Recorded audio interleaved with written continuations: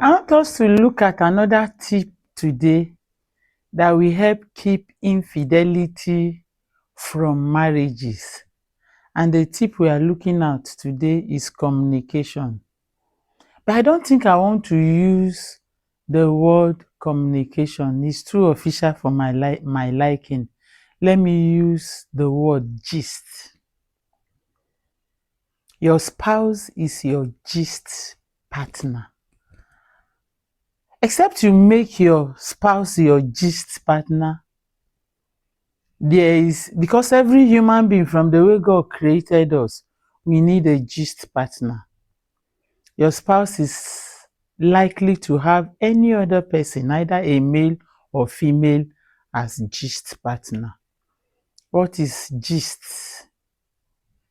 Gist is to engage in a gossip or a lively conversation. So that means your spouse is the only person that you are permitted to engage in any form of gossip with, and again, to engage in a lively conversation with. What that means is, when you are together with your spouse and you want to talk, your spouse should be able to be his or herself, express his or herself the way it should be, talk and laugh and feel free.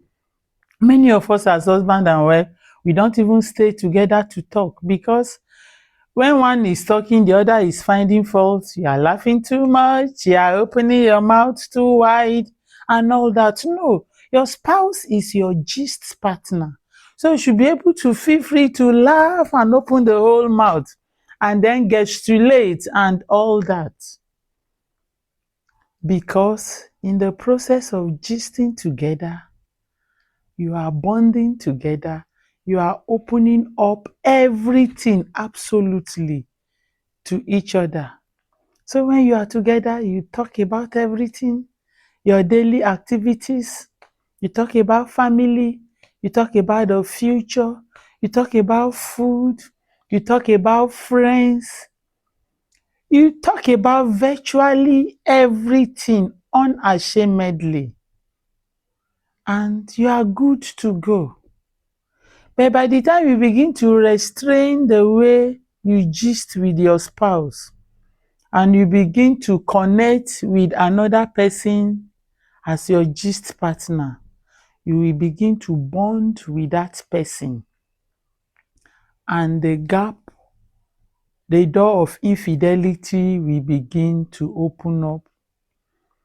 Because when you gist with your spouse, you also gist about your sex life and all that.